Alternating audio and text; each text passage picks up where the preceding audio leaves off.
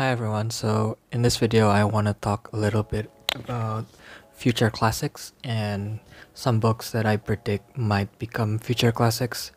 A couple of caveats before that. So when I'm talking about classics here, I'm not talking about books that will be included in the canon, because I'm just talking about sci-fi and fantasy here, and there are very few sci-fi fantasy books that are in that level of, classics. Books like Dune or Lord of the Rings, they're very rare, and I'm just talking about books that are classics within the genre, even though they're not, classics for like literary fiction readers. So I guess I'm talking about books like Hyperion or authors like books from authors like Ursula K. Le Guin, or Gene Wolfe, things like that. And another caveat is that I'm not saying that these are objectively the best books ever or anything like that, because I just don't believe in the idea of objective best or objective worst. I don't think any book is objectively better or worse than other books. I just don't believe in it. It depends on the individual readers, but yeah, that's a topic for another video. And another thing is that these are not my favorite books necessarily. Like, for example, my favorite author is Brandon Sanderson, but let's not pretend that he's gonna be remembered as a classic author, because he's most likely not. Maybe Stormlight Archive, but I don't see it. And yeah, another, like, the final caveat is that these are long shots. These are books that are less popular, and these are books that are from less popular authors. I'm intentionally not picking authors that are, or books, I guess, not authors, books that are already likely gonna be favorites, like, for example, N.K. Jemisin's like 5th season, or Kazuo Ishiguro's sci-fi books, or there are a lot of books like that, James S.A. Corey's The Expanse. There are a lot of books like that that are already very likely to be classics, but I'm trying to pick from lesser known books, so it's more exciting, I guess, and less predictable.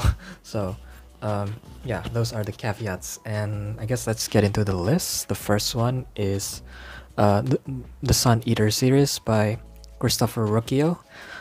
So this book started as like a normal, space opera series, but as more and more books come out, I think it has gained a pretty large cult following behind it, and it's like the books just got better and better. I have to say, because the first one didn't really, I didn't really think it would be all that, but yeah, it kept getting better and better, and to the point where the series is very epic. It feels like epic fantasy in certain ways. So it has like this, it appeals to not just space opera readers, but also epic fantasy readers. And I think that's really an important thing, I guess. Another thing is also the fact that this book is almost, like, the series is almost done. And I think it's possible that the ending misses the mark completely, and it just all the excitement would be gone. But I think it's very likely that the ending will be good, considering what the author has written before. So yeah, if anything, this series, I guess, is more likely to be classics compared to other, like, more popular space opera series like Arkady Martin's I forgot the name of the series. Like, it's the A Desolation Called Peace and A Memory Called Empire, like those books, and also Anne Leckie's books. I think I like those two series more than Suneater, but I think Suneater is more likely to be classic just because of all the things that I mentioned before. And my second pick is actually The Spear Cuts Through Water by Simon Jimenez. This book is also interesting because I don't think when it came out it was very popular, but over the last couple of years, I think people have started to realize that, okay, this is something special. the way it was written, like the prose itself is just so meticulously like crafted, and the way the book uses point of view to in a very unique way that I don't really see often in fantasy. I think those are some of the reasons why this could be a classic. I certainly hope it will be because it's one of my favorite books. Yeah, I guess that's another thing. Like this is a standalone fantasy, epic fantasy, which just does not happen all that much anymore, and I think that's one of the reasons that it's gonna be feel more unique, I guess. And yeah, hopefully it'll be a classic. We'll see.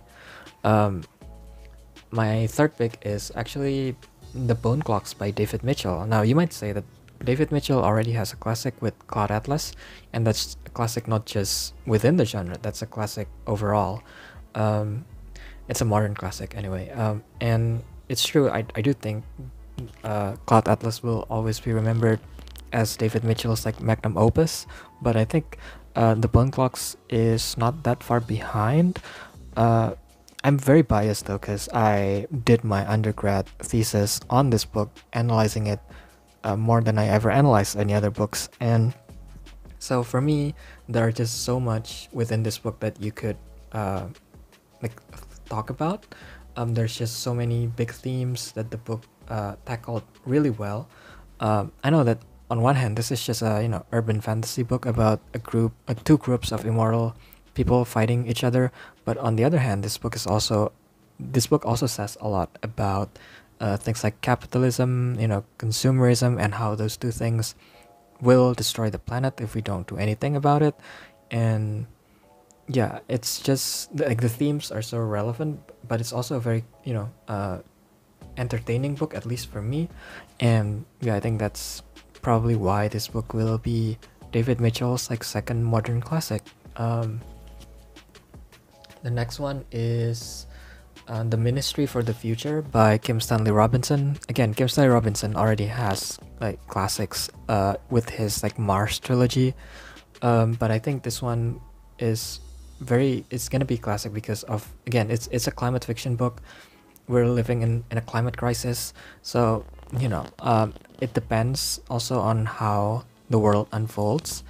Like on one hand, if what happens in our world is better than what the book predicts, or not predicts, the book portrays, then this could be like this book would be seen as like a this is what we avoided, this is what we managed to hold back.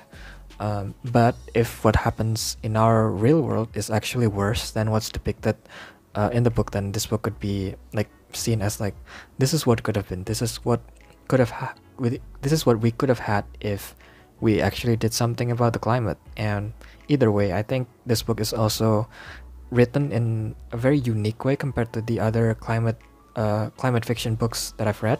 So those things will probably make it so that people will read this book even in a few decades. But yeah, we'll see, I guess.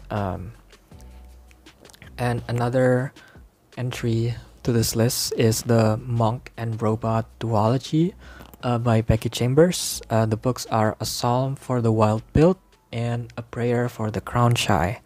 So these books are not Becky Chambers' most like famous books. I think her most famous work is still the Wayfarer series, but this started popularizing the solar punk genre, at least as a literary genre, not as an aesthetic. Solar punk has already existed a long time ago, and I'm sure there have already been other solar punk books, but this is the one that really popularized it. And again, solar punk as a genre is still very new, and there's a big chance that it might not be popular at all. But if the genre does become popular, then I can see this book being classic, these books being classics just because they were the one that popularized it in the first place. And also I just think that these books are really good. So yeah, that really helps also. My sixth pick is the Locked Tomb series by Tamsyn Muir. I don't know how to pronounce that name, but yeah, it's the Gideon the Ninth, it's Heron the Ninth, and Nona the Ninth. And I think there's gonna be one other book which I'm not sure the title of, uh, coming out, I don't know, next year, I think, if I'm not mistaken. But yeah, so far this series is just excellent. It's so weird. It's just such a strange series. It's not the most accessible, and yet it has garnered so many, fans. Part of it is just because of the, queer relationships, but also I think at least what attracted me to these books, is the way the author combined both fantasy and also sci-fi at the same time, and also putting the character in this very weird mystery. In every book, basically, we have to figure out what the hell is going on, and it's just such a fun reading experience. And yeah, I think the novelty of the genre bending is gonna make it a classic, along with the queer relationships and also the very unique mystery. Again, this might be like, similar to Suneater. The ending of the series might be bad, so who knows? But I don't think it's very likely. So yeah, we'll see. It's always we'll see, I guess. But yeah, the final entry is The Saint of Bright Doors by Vajra Chandrasekera. This is not my favorite book of the author.